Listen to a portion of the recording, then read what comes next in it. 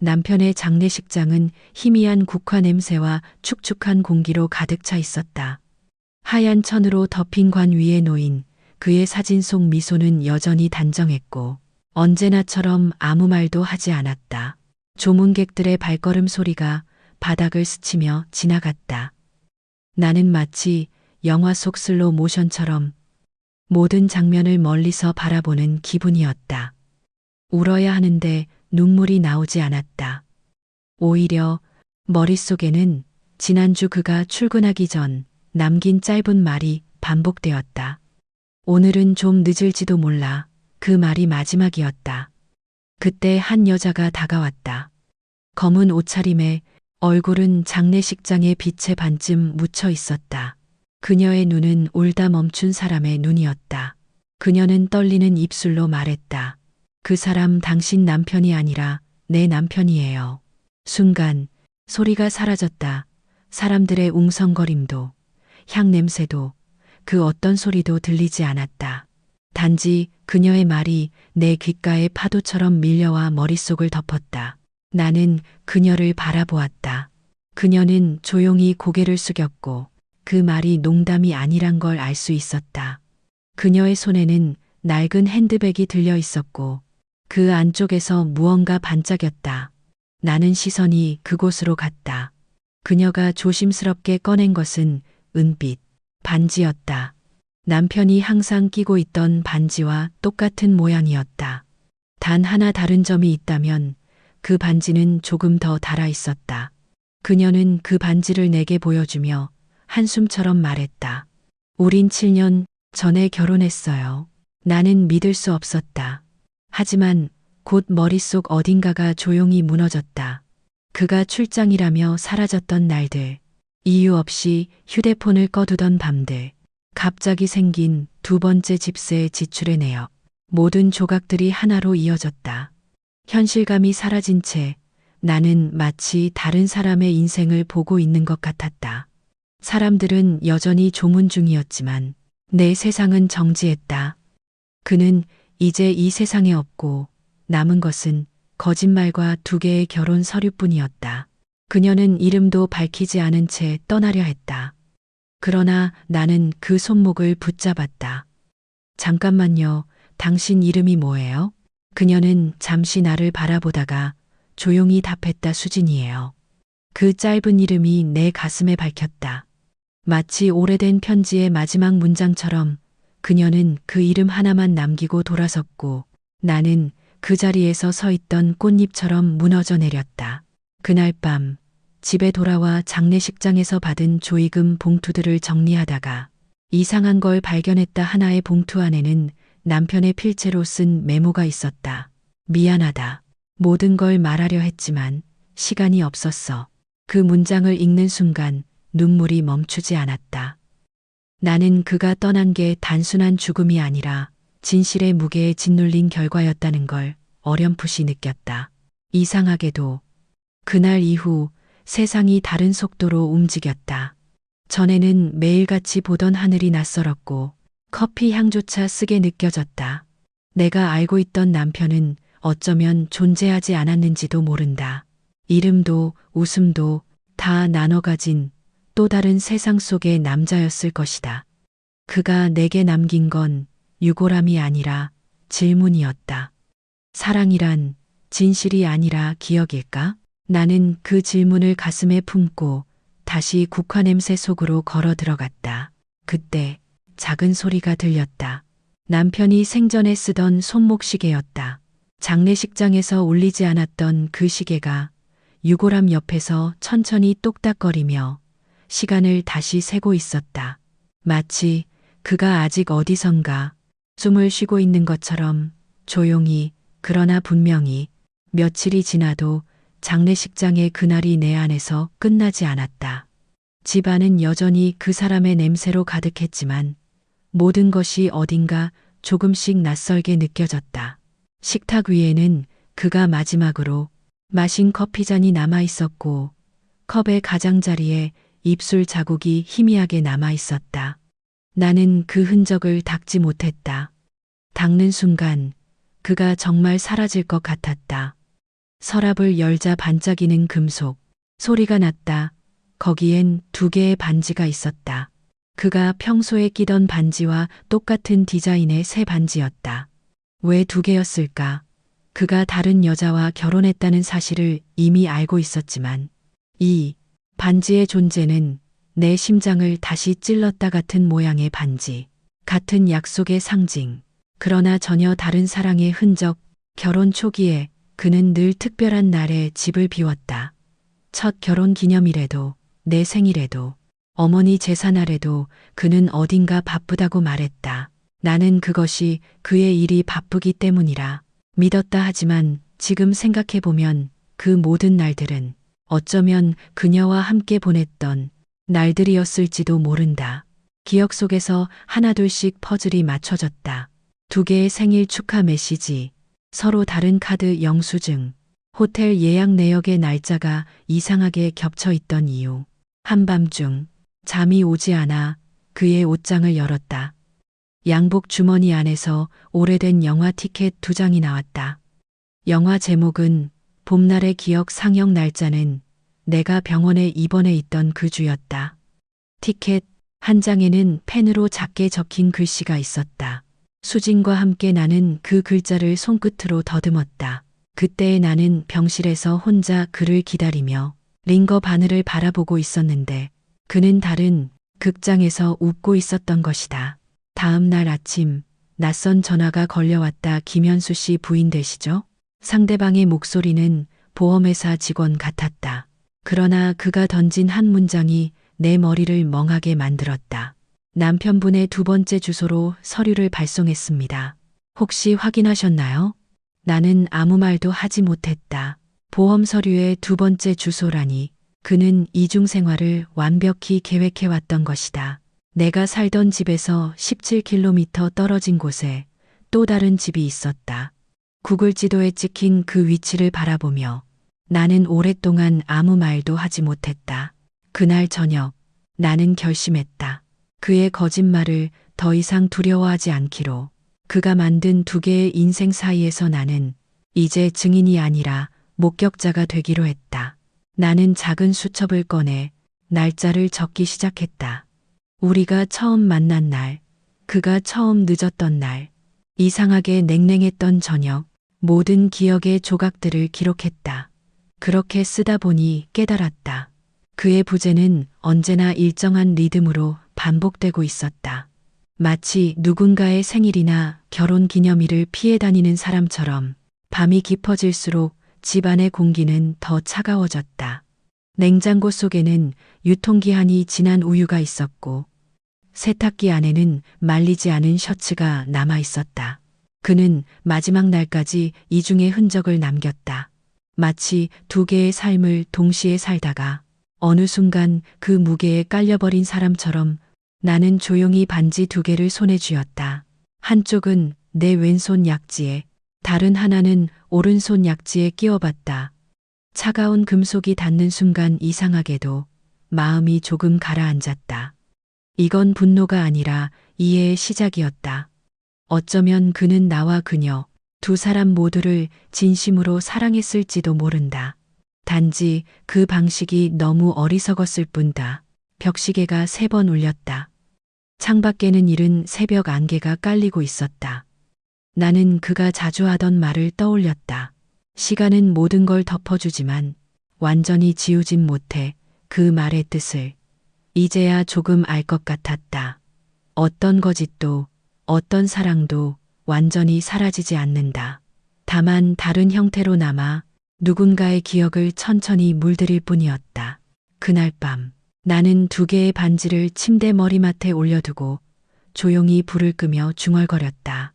이건 복수의 시작이 아니야. 진실의 끝이야. 그리고 그 말이 방 안에 잔잔히 울렸다. 마치 오래된 시계의 초침 소리처럼. 며칠 후 전화벨이 울렸다. 화면에는 낯선 번호가 떴다. 잠시 망설이다가 통화 버튼을 눌렀다. 안녕하세요. 저 수진이에요. 그 이름은 여전히 낯설면서도 이상하게 익숙했다. 그녀의 목소리는 부드럽고 조심스러웠다. 그 사람, 현수 씨 물건 중에 제 것도 있을 것 같아서요. 혹시 만나서 잠깐 이야기할 수 있을까요? 나는 대답을 망설였다. 분노가 솟구쳤다가 금세 가라앉았다. 그녀와 마주하는 일은 내게 고통일 수도 구원이 될 수도 있었다. 결국 나는 조용히 말했다. 좋아요. 내일 오후 2시 카페 하늘에서요. 다음 날 나는 검은 외투를 걸치고 약속 장소로 나갔다. 카페는 한적했고 창가에는 가을 햇살이 비스듬히 쏟아지고 있었다. 수지는 이미 와 있었다. 그녀는 생각보다 젊었다 내 또래라고 생각했지만 훨씬 어린 얼굴이었다. 그녀의 눈가에는 깊은 피로가 묻어 있었다. 죄송해요. 이런 자리 힘드시죠? 그녀는 먼저 고개를 숙였다. 나는 아무 말도 하지 않았다. 다만 그녀의 손끝이 조금씩 떨리고 있었다. 그녀는 가방에서 하얀 봉투를 꺼내 내밀었다. 이건 그 사람이 저에게 남긴 것 같아요. 그런데 내용이 이상해서 당신이 알아야 할 것 같아요. 봉투 안에는 편지 한 장이 들어 있었다. 남편의 필체였다. 사랑하는 수진, 언젠가 모든 걸 정리하겠다고 약속했지만 그게 점점 두려워진다. 그녀를 떠나면 내가 무너질 것 같고 너를 잃으면 숨을 쉴 수 없을 것 같다. 나는 두 삶 사이에서 길을 잃었어. 나는 그 글을 읽으며 손끝이 얼어붙는 걸 느꼈다. 수지는 조용히 덧붙였다. 저도 당신처럼 속았어요. 처음엔 그가 미혼인 줄 알았어요. 결혼 사실을 알았을 땐 이미 늦었어요. 아이가 있었거든요. 그녀의 말에 머릿속이 하얘졌다. 아이라니 내 남편의 아이. 숨이 막혔다. 그러나 그녀의 눈동자에는 거짓이 없었다. 그녀는 손가락을 꼬며 말했다. 그는 좋은 아버지였어요. 아이한테 늘 그림책을 읽어줬어요. 매주 같은 시간에 찾아와서 같이 저녁 먹고 갔어요. 그날 이후로는 오지 않았지만요. 그녀의 말끝에는 슬픔이 묻어 있었다. 그건 내 슬픔과 닮아 있었다. 나는 분노 대신 이상한 공감이 밀려왔다. 그녀도 피해자였다. 우리 둘 다 같은 사람에게 속고 같은 사람을 사랑했던 여자였다. 우리는 침묵 속에서 커피를 마셨다. 유리창 너머로 낙엽이 떨어지고 있었고 그 소리마저 위로처럼 들렸다. 그 사람, 어떤 사람이었어요? 내가 물었다. 수지는 잠시 생각하다 대답했다. 늘 조용했어요. 그런데 웃을 때마다 뭔가 불안해 보였어요. 마치 자신이 만든 세상에 갇혀 있는 사람처럼. 그 말이 이상하게 가슴을 찔렀다. 내가 아는 그 사람도 늘 그런 미소를 짓곤 했다. 우리는 오래 이야기했다. 그러나 서로의 목소리는 낮고 조심스러웠다. 마치 금이 간 유리잔 위를 걷는 사람들처럼 그녀는 나보다 더 많이 울었고 나는 단 한 번도 눈물을 흘리지 않았다. 대신 손끝이 차가워질 때마다 그녀의 손을 잡았다. 그 손은 작고 따뜻했다. 우리 둘 다 피해자인데 왜 이렇게 죄책감이 드는 걸까요? 그녀가 중얼거렸다. 나는 대답 대신 고개를 끄덕였다. 자리를 정리하고 나가려는데 그녀가 문득 말했다. 그 사람의 지갑에 당신 사진이 있었어요. 오래된 사진이요. 나는 멈춰섰다. 정말요? 그녀는 고개를 끄덕였다. 아마 버리지 못했던 것 같아요. 그 말이 내 안에 무언가를 무너뜨렸다. 그는 우리 둘 다 버리지 못했던 것이다. 사랑이 아니라 죄책감으로 묶여있던 남자였다. 카페를 나서자 찬 바람이 불었다. 햇살은 이미 옅어지고 있었고 하늘은 흐려졌다. 나는 무심코 가방 속의 봉투를 꺼내보았다. 그 편지의 마지막 문장은 이렇게 쓰여 있었다. 언젠가 그들에게 진실을 말할 용기를 내지 못한 내가 가장 큰 죄인이다. 나는 그 문장을 천천히 접었다. 그가 남긴 건 사랑의 흔적이 아니라 고백의 실패였다. 그날 밤 거실에 앉아 나는 그 편지를 테이블 위에 놓고 한참 바라보았다.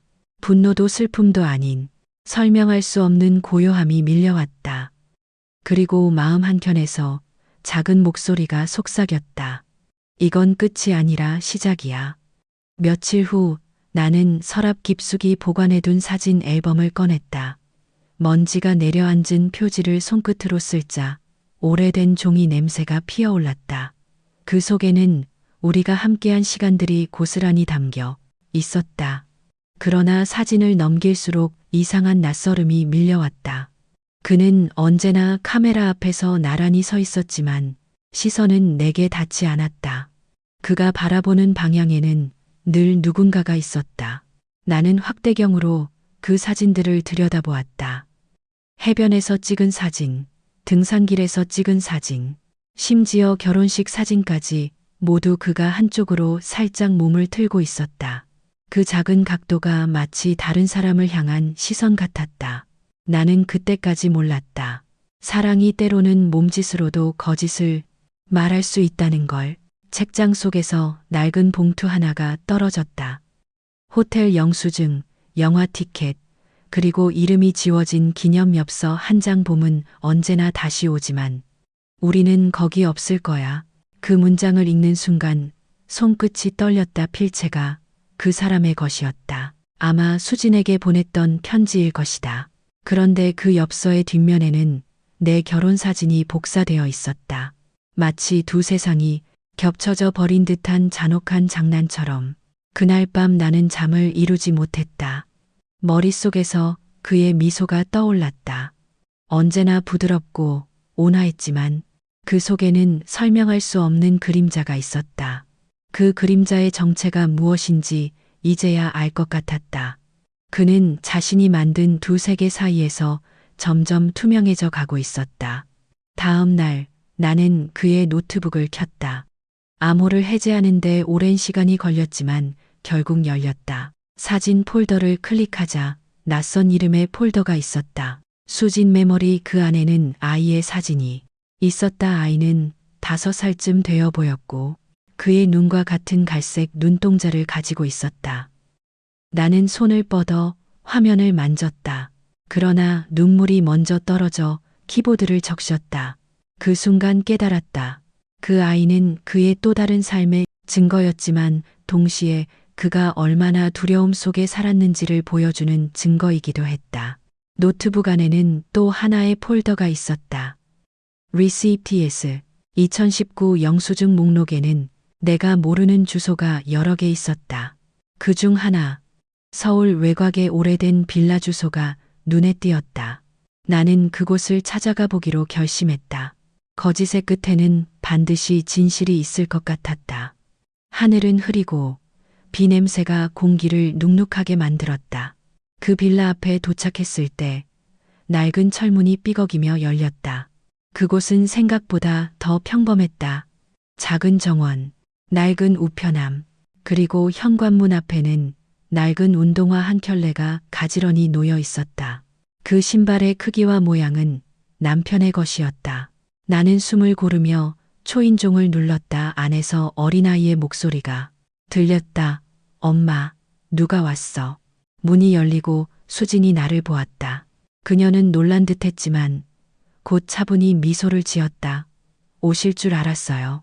그녀는 나를 집 안으로 들였다.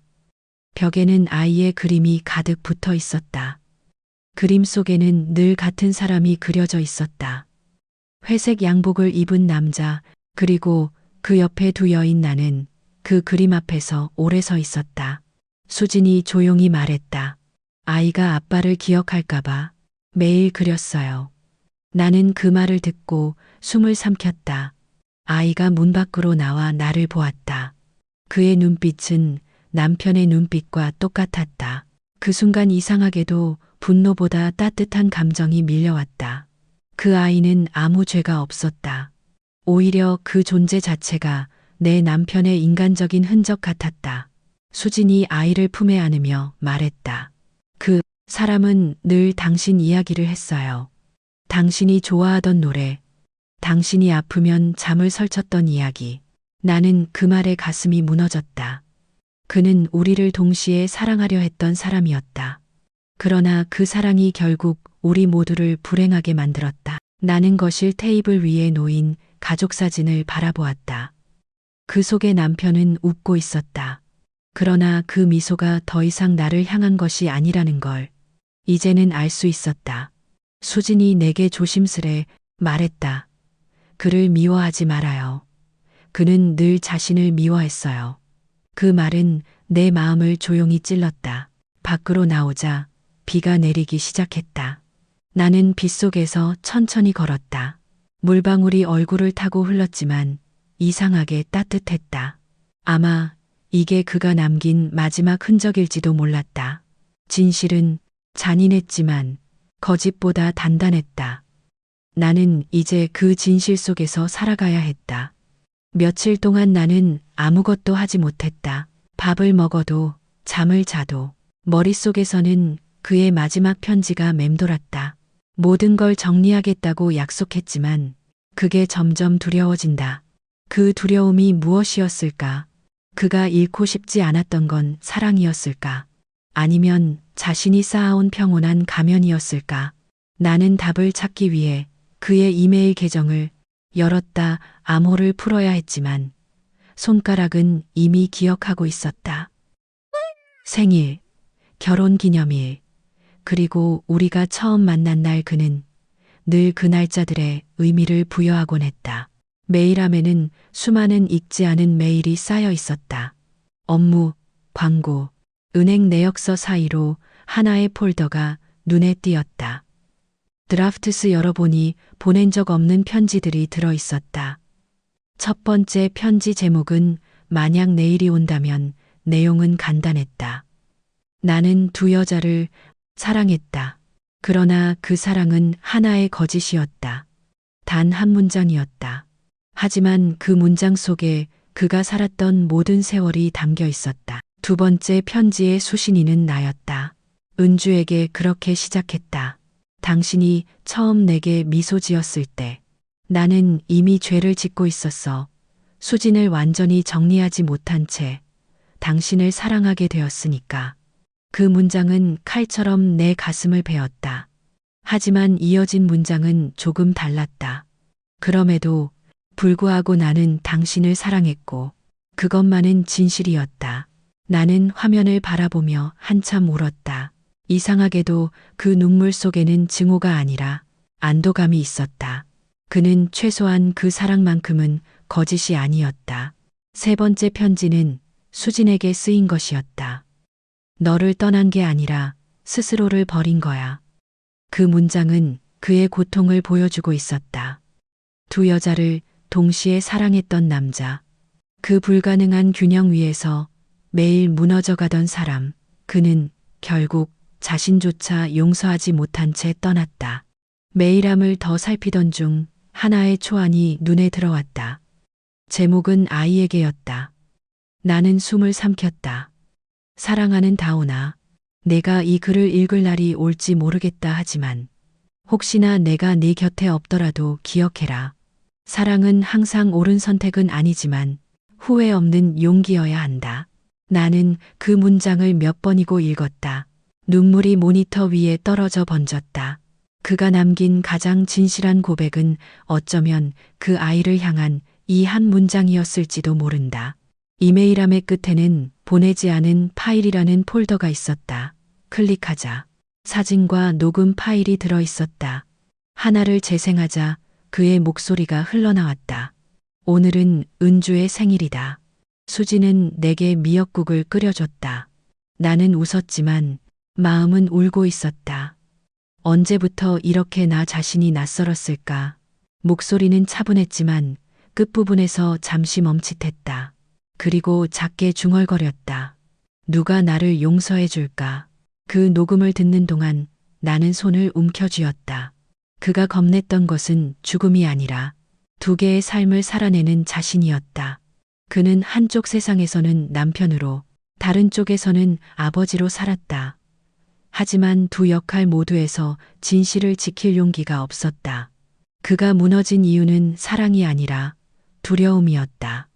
녹음을 끄고 방 안을 둘러보았다. 그의 셔츠가 여전히 옷장에 걸려 있었고 넥타이는 가지런히 말려 있었다. 그가 마지막으로 입었던 재킷의 주머니에서 구겨진 영수증이 나왔다. 날짜는 그가 죽기 하루 전이었고 장소는 성북동 우체국이었다. 거기서 그는 뭘 하려 했던 걸까? 나는 다음 날 그곳으로 향했다. 우체국 직원에게 물어보니 그는 그날 오후에 등기 하나를 접수했지만 발송자는 이름이 없었다. 수신인은 내 이름이었다. 그러나 그 등기는 도착하지 않았다. 분실 처리된 기록만 남아 있었다. 직원은 조심스럽게 말했다. 그분이 편지에 이런 말을 썼어요. 누군가의 용서를 기다린다고. 그 말에 나는 숨을 고르지 못했다. 돌아오는 길에 하늘이 흐려졌다. 바람이 불고 낙엽이 흩날렸다. 나는 그 우체국 계단에 잠시 앉아 있었다. 사람들은 지나갔고 나는 그 속에서 조용히 속삭였다. 현수 씨, 나 아직 화가 나요. 하지만 그보다 더 슬퍼요. 그 말이 바람에 흩어져 멀리 사라졌다. 그날 밤 침대에 누워 나는 눈을 감았다. 그리고 처음으로 그를 미워하지 않았다. 대신 마음속에서 그가 남긴 목소리를 조용히 떠올렸다. 사랑은 항상 옳은 선택은 아니지만 후회 없는 용기여야 한다. 그 문장이 내 안에 천천히 스며들었다. 그의 이메일을 닫은 후 나는 한동안 아무 일도 하지 못했다. 화면 속 글자들이 여전히 눈앞에서 흐릿하게 떠다녔다. 마음속 어딘가가 허물어지고 있었다. 하지만 동시에 이상한 충동이 일었다. 진실을 끝까지 확인해야겠다는 마음이었다. 그가 죽기 전 마지막으로 다녀갔던 장소들, 그가 남긴 흔적들, 그 모든 조각들이 내 안에서 하나의 길을 만들어가고 있었다. 그 길의 끝에 그 아이가 있었다. 수진의 집에서 본 그 눈빛, 나를 닮은 듯한 아이의 얼굴이 떠올랐다. 나는 더 이상 그 눈빛을 피할 수 없었다. 며칠 뒤 나는 수진에게 전화를 걸었다. 혹시 다온이를 다시 봐도 될까요? 잠시 침묵이 흘렀다. 그리고 그녀는 조용히 말했다. 아이도 당신을 보고 싶어 해요. 요즘 계속 당신 얘기를 해요. 그녀의 말이 내 가슴을 울렸다. 아이가 나를 기억한다니. 그건 그가 생전에 우리 이야기를 자주 했다는 뜻이었다. 일요일 오후 나는 조심스레 그녀의 집을 다시 찾았다. 현관 앞 화분에는 작게 피어난 국화 한 송이가 있었다. 문이 열리자 아이가 뛰어나왔다. 은주 이모, 그 부름이 낯설었지만 따뜻했다. 수진이 아이 뒤에서 웃으며 말했다. 요즘 그렇게 부르더라고요. 괜찮으세요? 나는 고개를 끄덕였다. 거실 벽에는 아이가 새로 그린 그림이 붙어 있었다. 이번엔 세 사람이 함께 웃고 있었다. 가운데엔 아빠, 그리고 양옆엔 두 여자가 있었다. 나는 그 그림을 보며 이상하게도 눈물이 났다. 아이의 세계에서는 분노나 질투가 없었다. 오직 기억만이 있었다. 아빠는 하늘나라에 있지?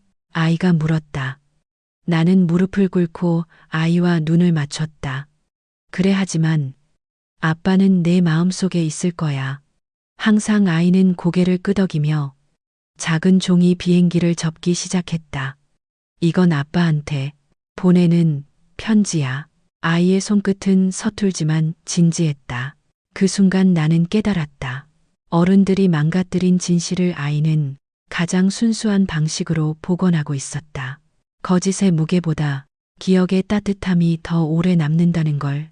나는 그 종이 비행기가 창문 밖으로 날아가는 걸 바라봤다. 햇살이 비스듬히 비쳤고 비행기는 천천히 하늘로 떠올랐다. 마치 그가 마지막으로 남긴 편지가 도착지를 찾아가는 듯했다. 수진이 차를 내오며 말했다. 그 사람이 죽기 전날 아이한테 이런 말을 했어요. 다온아, 나중에 엄마가 힘들어하면 이모한테 가. 그분은 착한 사람이야. 그 말이 무슨 뜻인지 그땐 몰랐어요. 나는 숨을 삼켰다. 그가 이미 모든 걸 알고 있었던 걸까? 자신이 곧 사라질 것을 알고 두 세상을 연결해 둔 걸까? 그 말이 머릿속을 떠나지 않았다. 우리는 한참을 말없이 앉아 있었다. 그리고 수진이 조심스레 물었다. 그를 용서하실 수 있나요? 나는 잠시 생각하다가 답했다. 아직은 모르겠어요. 하지만 그를 미워하는 마음보다 그리워하는 마음이 더 커지고 있어요. 수지는 고개를 끄덕였다. 저도 그래요. 이상하죠. 우리를 속인 사람인데 여전히 보고 싶어요. 그녀의 눈동자 속에는 슬픔보다도 따뜻한 그리움이 있었다. 그날 집으로 돌아오는 길, 버스 창문에 비친 내 얼굴이 낯설지 않았다. 마치 조금은 다른 사람이 된 것 같았다. 나는 이제 더 이상 피해자가 아니었다. 그를 완전히 이해한 건 아니었지만 적어도 그가 어떤 마음으로 우리를 떠났는지는 조금 알 것 같았다. 그것은 도망이 아니라 끝내 감당하지 못한 책임이었다. 밤이 되어 창문을 열었다. 멀리서 아이의 웃음소리가 바람에 실려오는 듯했다. 나는 조용히 그의 이름을 불렀다. 현수 씨, 그 이름이 공기 속에서 흩어졌다. 그리고 이상하게도 답이 돌아오는 듯한 착각이 들었다. 미안해, 그리고 고마워. 그건 어쩌면 내 마음속에서 들린 내 목소리였을지도 모른다. 그날 나는 오래된 수첩을 펼쳤다. 첫 장에는 우리가 처음 함께 찍은 사진이 붙어 있었다. 그 옆에 나는 새로운 글자를 적었다. 사랑은 완벽하지 않아도 진심이면 충분했다. 그리고 펜을 내려놓았다. 창밖에는 가을 비가 내리고 있었다. 빗소리가 마치 누군가의 고백처럼 느리게 이어졌다. 장례가 끝나고 계절이 한참 바뀐 뒤에도 나는 여전히 그의 목소리를 기억하고 있었다. 그러나 그 목소리는 점점 흐려지고 있었다. 마치 꿈에서 멀어져가는 사람처럼 이름을 불러도 닿지 않았다. 그가 떠난 후 처음으로 맞는 봄이었다. 벚꽃이 피기 시작했고 바람은 부드러웠지만 그 부드러움 속에도 어떤 씁쓸함이 묻어 있었다. 그 계절이 오면 그는 늘 꽃가루 때문에 코를 훌쩍이며 웃곤 했다. 나는 그런 사소한 기억조차 그리워졌다. 어느 날 수진에게서 전화가 왔다. 그 사람의 제사를 함께 지내면 어떨까요? 그녀의 목소리는 조심스러웠다. 혼자서 하려니 너무 무겁네요. 우리 둘 다 그를 사랑했던 사람들이니까. 나는 잠시 침묵했다. 그 제안은 내게 상처를 다시 꺼내는 일이기도 했다. 그러나 이상하게 마음이 흔들렸다. 결국 나는 조용히 대답했다. 좋아요. 함께하죠. 우리는 약속한 날 절에 모였다. 비 내린 산길을 따라 천천히 걸었다. 공기에는 젖은 흙 냄새가 났다. 절마당에는 작게 피어난 진달래가 바람에 흔들리고 있었다. 수지는 흰 상복 대신 검은 카디건을 입고 있었다. 그녀의 손에는 향 한 묶음이 들려 있었고 나는 작은 국화를 품에 안았다. 우리는 함께 절을 올렸다. 그 순간 눈물이 흘렀지만 울음소리는 나지 않았다. 눈물은 단지 흘러야 할 자리에서 흘렀을 뿐이었다. 수진이 조용히 말했다. 이상하죠. 이렇게 같이 있는 게 죄스럽지도 않아요. 오히려 위로가 돼요. 나는 고개를 끄덕였다. 그가 우리를 연결했나 봐요. 거짓이었지만 그 안에 진심이 있었던 것 같아요. 두 사람의 목소리가 향 냄새 속으로 섞여 사라졌다. 제사가 끝난 후 우리는 절 근처의 작은 찻집에 들렀다. 낡은 나무 의자에 앉아 따뜻한 유자차를 마셨다. 그녀가 창밖을 바라보며 말했다. 현수 씨는 늘 이런 곳을 좋아했어요. 조용하고 오래된 것들 사이에 있는 걸 편안해했죠. 나는 미소를 지었다 그랬죠. 그는 낡은 것을 버리지 못했어요. 그리고 한참을 더 말했다. 우리도 그랬던 것 같아요. 버리지 못해서 아팠던 사람들. 그날 수지는 가방에서 작은 상자를 꺼냈다. 이건 그 사람이 우리 둘에게 남긴 거예요. 상자 안에는 반지가 하나 들어 있었다. 내 반지도 그녀의 반지도 아닌 낯선 디자인의 반지였다. 안쪽에는 작게 각인된 글씨가 있었다. To the two halves of my truth. 나는 숨을 삼켰다. 그 문장은 완벽한 변명도 완전한 고백도 아니었다. 그저 그의 존재 그 자체였다. 모순으로 가득하지만 진심이었던 사람의 마지막 흔적. 우리는 한참 동안 아무 말도 하지 않았다. 차가 식어갔지만 둘 다 손을 떼지 않았다. 침묵이 우리 사이를 채웠다. 그러나 그 침묵은 불편하지 않았다. 오히려 그 침묵 속에서 처음으로 평화를 느꼈다. 사랑했던 사람을 용서한다는 건 그를 잊는 것이 아니라 그와 함께한 고통까지 안아주는 일이라는 걸 그날 처음 알았다. 수진이 마지막으로 말했다. 이제 그를 보내줄까요? 우리는 산길 끝에 작은 개울로 향했다. 반지를 물 위에 올려놓았다. 물살이 반지를 천천히 데리고 갔다. 반짝이는 금속이 햇빛에 스치며 사라질 때 마치 그의 영혼이 그 안에 담겨 흘러가는 것 같았다. 수지는 눈을 감고 말했다. 이제 됐어요. 나도 눈을 감았다. 그리고 속삭였다. 현수 씨, 우리 이제 괜찮아요. 그날 밤 집으로 돌아오니 아니, 이상하게 넓어 보였다. 마치 오래된 그림자가 빠져나간 것처럼 공기가 달라져 있었다.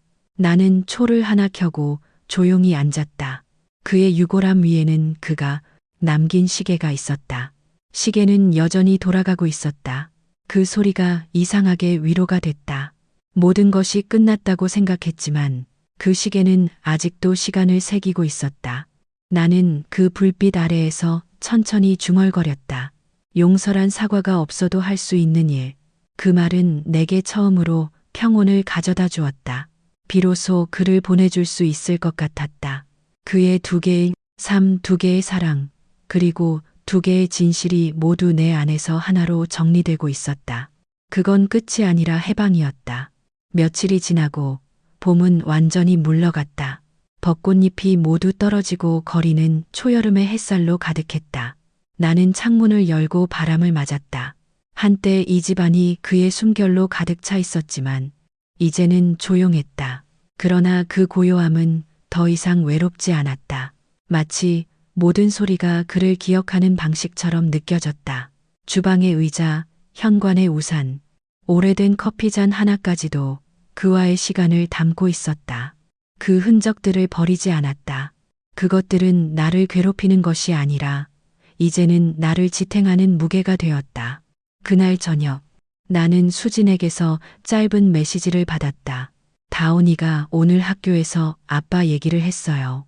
친구가 아빠는 어디 계시냐고 물으니까 하늘에서 우리를 지켜보고 계셔 라고 답했대요.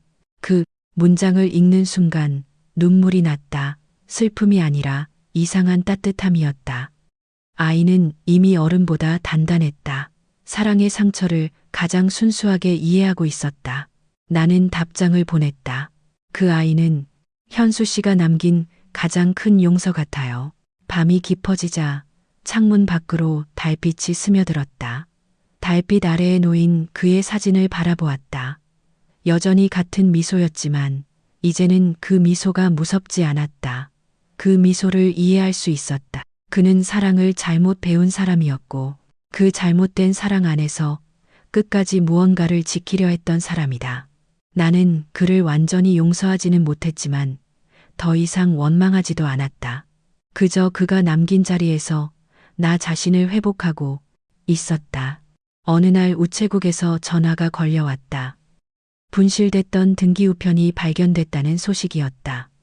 나는 망설임 없이 그곳으로 향했다. 우체국 직원이 봉투를 건넸다. 낡은 봉투에는 내 이름이 적혀 있었다. 손끝이 떨렸다. 집으로 돌아와 천천히 봉투를 열었다. 그 안에는 편지 한 장이 들어 있었다. 은주에게. 만약 이 편지가 내 손에 닿는다면 나는 이미 이 세상에 없을 거야. 너를 사랑한 건 거짓이 아니었어. 다만 그 사랑을 올바르게 지킬 힘이 없었을 뿐이야. 나는 두 사람을 사랑했지만 결국 그건 나 자신을 잃는 일이었지. 미안하다. 그리고 고맙다. 너와의 시간은 내 인생이 허락한 가장 고요한 행복이었다. 현수, 편지를 읽는 동안 나는 울지 않았다. 대신 가슴 깊은 곳에서 긴 숨이 새어 나왔다. 모든 게 끝났다는 실감이 났다. 그러나 그 끝은 슬픔이 아니라 조용한 해방이었다. 창문을 열자 바람이 불어와 편지의 가장자리를 살짝 흔들었다.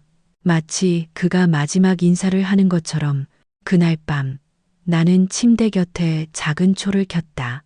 그리고 그의 편지를 접어 유골함 옆에 놓았다. 시계는 여전히 돌아가고 있었고 초의 불빛은 부드럽게 흔들렸다. 그 불빛 속에서 나는 처음으로 미소를 지었다.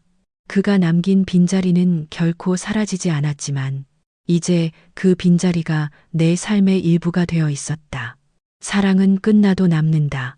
그 남은 사랑이 나를 다시 살게 했다. 며칠 뒤 나는 다온이와 수진을 다시 만났다. 우리는 함께 강가를 걸었다.